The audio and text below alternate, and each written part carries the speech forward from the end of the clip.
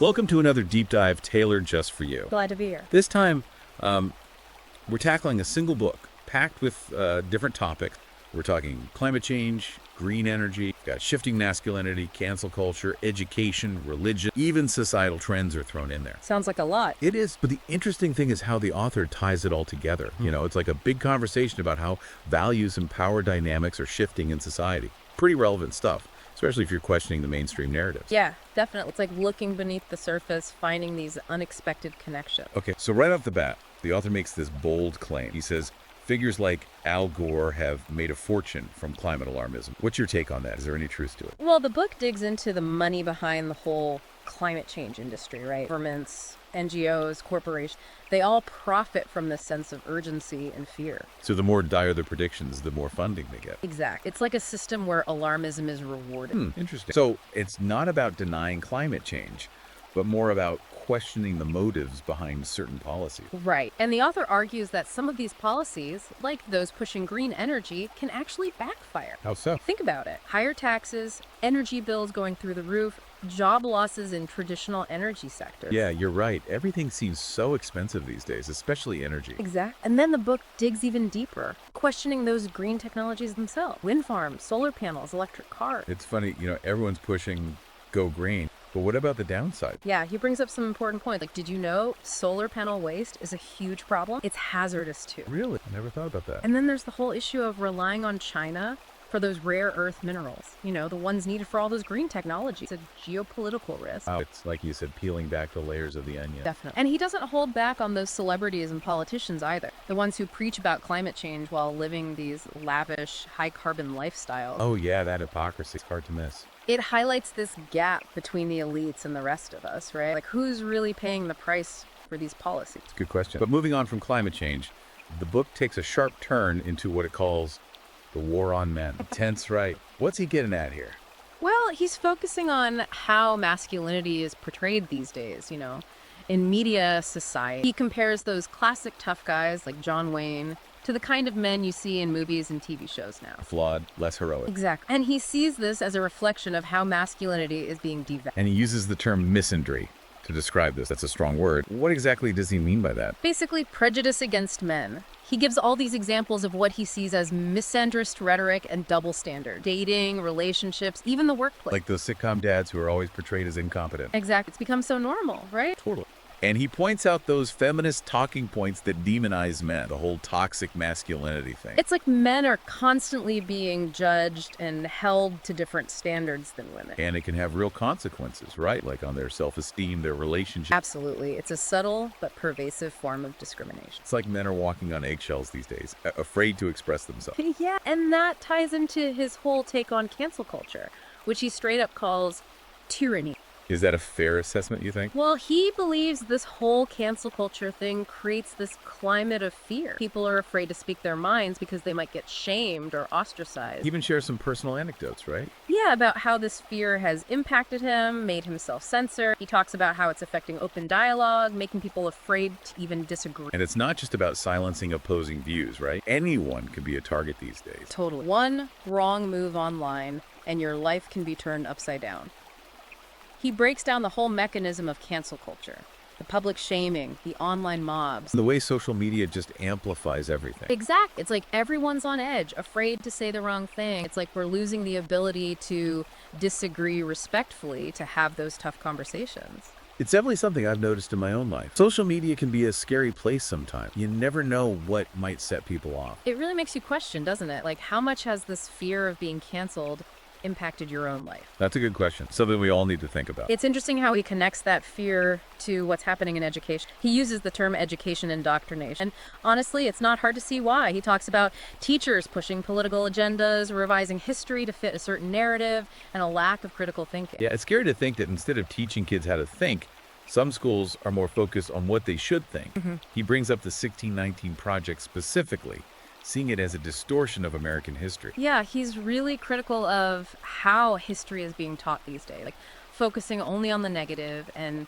ignoring all the good stuff that's come from Western civilization. It's like they're only telling one side of the story. Right. And it goes beyond just the curriculum. It talks about discipline, emotional safety, all these safe spaces and trigger warnings. It's like they're coddling kids instead of preparing them for the real world. Exactly. He thinks education should focus on things like critical thinking skills, resilience, traditional values. Makes sense. It's about giving kids the tools to navigate the world, not shielding them from it. Okay, this next one is fascinating.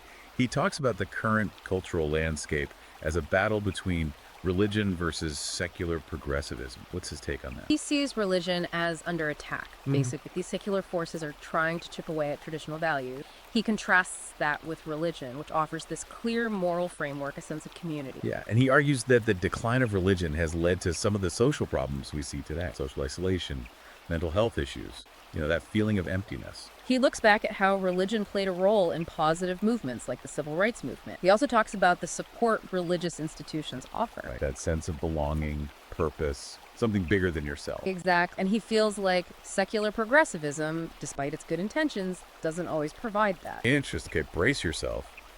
He doesn't mince words when talking about multiculturalism and mass immigration. He even calls it a failed experiment.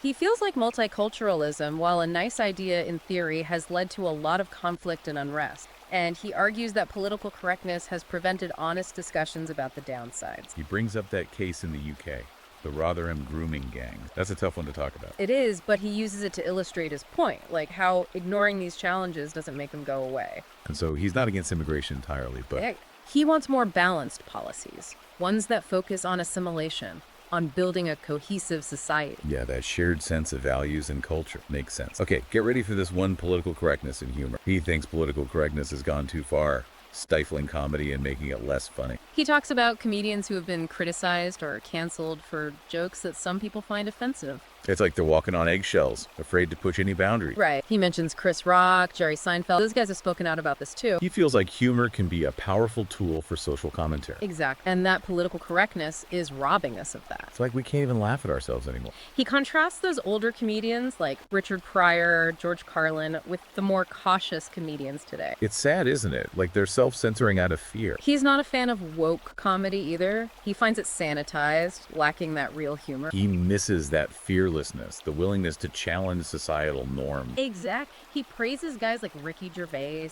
Dave Chappelle. They still push those boundaries. Okay, let's talk about big government. He uses the phrase, the failure of big government, which sets a pretty clear tone. He's skeptical of big government programs and policies, arguing that they often backfire and hurt the very people they're supposed to help. Like he mentions the European Union's Green Deal and how its regulations have increased energy prices and hurt the economy. He's not just talking about Europe, though. He brings up the Solyndra scandal in the U.S. That solar company that went bankrupt after receiving millions in government loans. Exactly. He uses that as an example of government intervention gone wrong.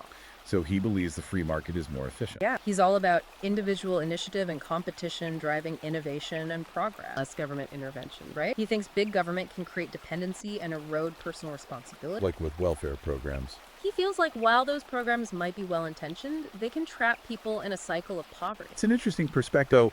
A limited role for government, more power to individuals and communities. Exactly. He sees big government as a threat to individual liberty, and he provides lots of examples to support his argument. Interesting. It's a different perspective than what we usually hear. Okay, going back to education, he doesn't stop at the K-12 level. He's critical of what he sees as ideological indoctrination happening at universities, too. Yeah, he feels like universities are pushing a specific agenda instead of encouraging critical thinking. And he provides some examples. He talks about certain content being incorporated into the curriculum, students being punished for expressing dissenting views. Like what? He specifically mentions critical race theory and gender ideology. He sees those as divisive and harmful. It's like they're pushing a certain worldview instead of presenting a balanced perspective. Right. And he criticizes the whole safe space culture on campuses, the suppression of free speech. It's like they're afraid of open debate and challenging ideas. Exactly. He feels like universities should be places where ideas are freely exchanged. But instead, it's become this echo chamber where only certain viewpoints are allowed. He also talks about how history is taught at the university level. Yeah, he feels like it's often biased, inaccurate. He brings up the 1619 project again here. It's like they're trying to rewrite history to fit a certain narrative. Right, and he feels like this is harmful because it prevents students from getting a true understanding of the past. What does he propose instead? He advocates for a more balanced and objective approach, one that encourages intellectual diversity. That makes sense. It's about exposing students to different perspectives, encouraging them to think critically. And speaking of education, he also weighs in on the issue of parental rights, which is a hot topic these days. He's very strong on this. He believes that parents have a fundamental right to direct their children's upbringing and education. And he feels like that right is under attack. Definitely. He sees schools and educators trying to undermine parental authority, pushing agendas that conflict with parental values. Can you give us some examples? He talks about schools implementing policies and curricula without parental consent, or even actively discouraging parental involvement. Like they're trying to cut parents out of the equation. Yeah, he sees it as a violation of trust. And he provides some specific examples, like introducing controversial topics to young children without parental knowledge. That's definitely overstepping boundaries. He also criticizes the use of surveys and questionnaires that collect sensitive information about students without parental consent. It's like they're trying to bypass parents and indoctrinate kids with a certain ideology. He encourages parents to be more involved, to attend school board meetings, monitor the curriculum, and communicate with teachers. Basically take an active role in their children's education. Exactly. He sees it as a way for parents to protect their children from harmful ideologies. It's a powerful message, especially for parents who are concerned about what their kids are being exposed to in school. So he's critical of the traditional education system, but what does he offer as alternative? He's a big proponent of homeschooling. He sees it as a way for parents to reclaim control over their children's education. And he backs that up with research. Yeah, he cites studies showing that homeschooled students often do better academically and socially. So it's not just about sheltering kids, it's about providing a more personalized and effective learning experience. Right. He also talks about the flexibility and personalized learning opportunities that homeschooling offers. And he challenges the idea that homeschooling isolates kids. He actually argues that homeschooled kids are often more involved in their community. Exactly. He sees it as a way for kids to interact with people of all ages and backgrounds. So it's not just homeschooling. He also talks about other options like private schools, charter schools, online learning. He's a big advocate for school choice. He thinks parents should have the freedom to choose the best educational options for their kids. And he supports things like vouchers and education savings accounts. Definitely. He sees them as empowering parents, especially those from low-income families. So a diversity of educational options is key. Now, let's move on to the workplace. The author discusses the unique challenges men are facing in today's work environment. He feels like men are often discriminated against, ironically, because of policies designed to promote diversity and inclusion. Like how? He talks about hiring quotas and promotion policies that favor women and minorities, sometimes overlooking qualified male candidates. It's like the pendulum has swung too far in the other direction. He sees it as reverse discrimination. And he argues that it's ultimately harmful to everyone. He also criticizes the way men are portrayed in the media. Yeah, he feels like the negative stereotypes contribute to a climate of hostility towards men. He specifically talks about the concept of toxic masculinity. Doesn't buy into that. He feels like it's a misleading generalization that demonizes all men. So what does he propose instead? He wants a more balanced and nuanced view of masculinity, one that recognizes both its strengths and challenges. It's about recognizing that men are not all the same. He also talks about the challenges men face when it comes to work-life balance. Yeah, he feels like men are often expected to be both the primary breadwinner and an involved father. It's like they're being pulled in different directions. And that can lead to stress, burnout. Exactly. He thinks we need to create a more equitable division of labor within families. It's a good point. It's about recognizing that both men and women have a role to play in the workplace and at home. Okay, this next one is interesting. The author argues for the importance of male leadership, which is kind of a controversial topic these days. He believes that male leadership is essential for a healthy society. Even with all the talk about female empowerment and representation. He acknowledges that, but he feels like men bring unique qualities and strengths to leadership roles. Like what? Decisiveness, risk-taking, a focus on achieving goals. So he's not saying that women can't be good leaders, but He thinks men, on average, have a stronger drive to lead and a greater willingness to take responsibility. and he sees this as a natural biological difference. Yeah. He also argues that male leadership is particularly important in times of crisis or conflict. Because men are more likely to step up and take charge. Exactly. He talks about how men are naturally inclined towards protectiveness and are willing to put themselves at risk. So he's not afraid to challenge those conventional ideas about gender roles. Not at all. He feels like we need to recognize the unique contributions that men make to society. And that their leadership is essential for solving the complex problems we face. Now, he doesn't shy away from discussing the impact of social media on masculinity and free speech. Yeah, he sees social media as a pretty hostile environment for men. How so? He talks about the constant bombardment of negative stereotypes and accusations of toxicity. If they can't do anything right. Exactly. And he worries about the impact this negativity has on men's self-esteem and mental health. It could be really damaging. He also brings up the issue of censorship. How social media platforms censor or suppress certain viewpoints. Right, especially those that challenge feminist orthodoxy or promote traditional masculinity. He sees it as a form of thought policing. Definitely. And he gives examples of men who have been banned from social media for expressing their opinion. It's scary how much power these platforms have. He talks about how social media algorithms can create echo chambers where people are only exposed to information that confirms their biases. Yeah, it's like you're trapped in this bubble. So what's his solution?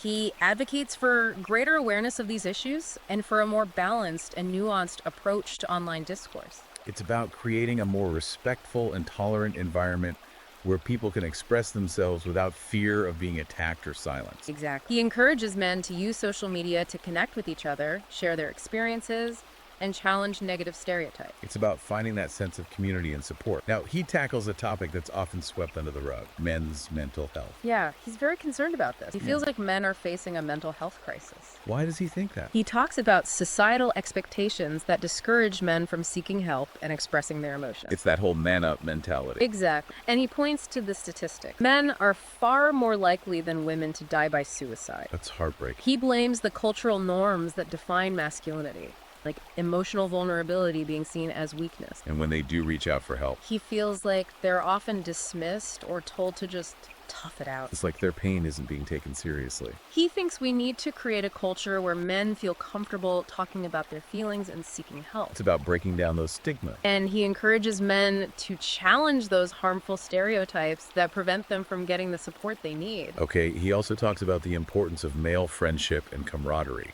which is something we don't hear much about. Yeah, he sees strong male friendships as essential for men's well-being. Like a brotherhood. Exactly. He thinks men need to connect with other men on a deep level. Yeah, and he's not just talking about hanging out and watching sports. Right. He talks about the importance of shared activities, common interests, that sense of camaraderie. It's about having that support system, that understand. He's a big believer in male-only spaces, places where men can relax, be themselves, connect without the pressure of societal expectation. Like what kind of spaces? Sports teams, social clubs, just informal gatherings with friends, places where they can let their guard down. So he's advocating for more of that. Definitely. He criticizes the way modern society often discourages male bonding. Like it's seen as something suspicious or threatening. Right. And he feels like this can lead to isolation and loneliness for men. Yeah. So what's his message? He wants men to prioritize their friendships, make time for those connections. He sees those bonds as essential for men's well-being. Yeah. It's like we've forgotten how important those simple connections are.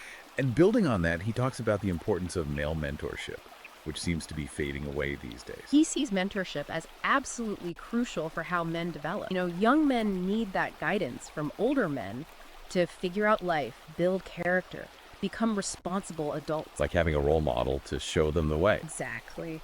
He talks about how you can't just give advice, you have to live it too. Show those young guys what it means to be a good man through your actions. He even mentions how being a mentor benefits the mentors themselves. It's a two-way street, definitely. Gives those older men purpose, you know, passing on their wisdom, making sure those values live on. I like that. It's like a cycle. But then he criticizes how society discourages this kind of mentorship. Yeah, he sees it as part of this individualistic, disconnected culture we live in. We've lost that sense of community, those bonds between generations, and that leaves a lot of young men feeling lost. So we need to bring back those traditional forms of mentorship. He thinks so. He wants men to step up and be those role models for the younger generation. It's a powerful message. Okay, shifting gears a bit, the author goes into male entrepreneurship and innovation. He argues that men have this innate drive to create, build, invent things. He sees that drive as the engine of human progress, you know. It's all about men being drawn to challenges, wanting to solve problems, make a difference. He talks a lot about the importance of risk-taking. He thinks it's essential for innovation. Men are more willing to take those risks, push those boundaries. And he's not afraid to talk about competition either. He thinks it's healthy, you know, when it's channeled the right way, pushes people to be their best. Then he criticizes how society discourages those things, that ambition and risk-taking. Yeah, it's like they're telling men to play it safe, don't rock the boat. So what does he want instead? He wants to see more support for male entrepreneurs, encourage them to chase those dreams, build those businesses. Okay, this next one is going to be interesting. The author talks about men as protectors. It's a controversial topic, but he makes a compelling argument. He sees it as this instinctual drive, you know, to protect those who are weaker, women, children. It's been essential for survival throughout history. And he's not just talking about physical protection. Right. He talks about providing financial security, creating stability, upholding those moral standards. It's about being a provider, a pillar of strength. He even points out how Society often demonizes those protective instincts. Yeah, he feels like male strength and aggression are often misunderstood. We need a more balanced view of masculinity. One that recognizes both the protective and the nurturing aspects. Makes sense. Okay, this next topic is often misunderstood, even demonized.